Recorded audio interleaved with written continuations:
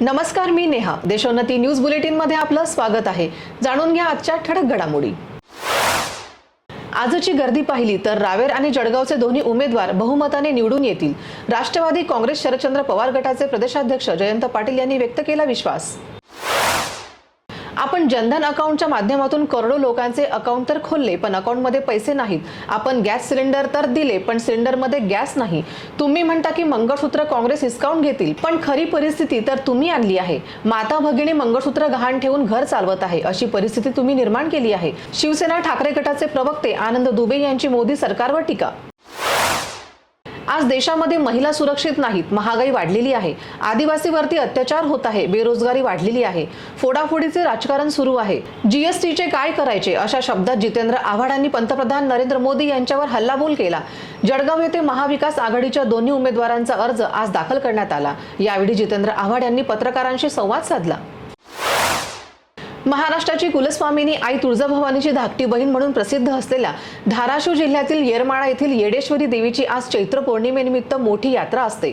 पौर्णिमेच्या दुसऱ्या दिवशी येडेश्वरीच्या डोंगरावर देवीची सकाळी विधिवत पूजा होऊन 10च्या सुमारास पालखी पुण्याच्या शेतातून आमराईकडे रवाना होते. या यात्रेचे प्रमुख वैशिष्ट्य म्हणजे चुनखडी वेचण्याचा सोहळा आहे. येडेश्वरी देवीची चुनखडी वेचण्यासाठी लाखो भाविकांनी आई राजा उदो उदोचा जयघोष करत गर्दी केली होती. काँग्रेसच्या हातात जर कोणी सत्ता देत आहे तर काँग्रेस प्रत्येक घराला गरीब बनवेल. शिवसेना प्रवक्ते कृष्णा हेडगे यांची काँग्रेसवर टीका. आज जळगाव जिल्ह्याच्या चोपडा शहरातील बाजारपेठेत विविध प्रकारचे आंबे विक्रीसाठी दाखल. यवतमाळ वाशिम मतदारसंघात आमचा विजय निश्चित, हेमंत पाटील यांनी व्यक्त केला विश्वास.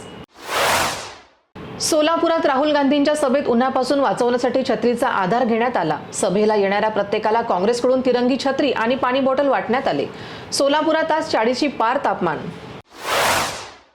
पुसद येथील सभेमध्ये भाजपा नेते नितीन गडकरी यांना आली भोवळ. यवतमाळ वाशिम लोकसभा मतदारसंघात महायुतीच्या उमेदवार राजश्री पाटील यांच्या प्रचाराला भाजपा नितीन गडकरी उपस्थित होते. भाषण करतानाच नितीन गडकरी यांना आली भोवळ. गडकरी यांनी भोवळ येताच ते खाली कोसळल्याने खळबळ उडाली. दादरच्या छत्रपती शिवाजी पार्क मैदानावर धुळीचे साम्राज्य.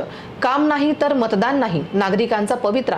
छत्रपती शिवाजी महाराज पार्कवरील रहिवाशांनी मतदानावर घातला बहिष्कार. याचबरोबर हे बातमीपत्र संपलं. पुन्हा भेटूया नवीन घडामोडींसोबत. नमस्कार.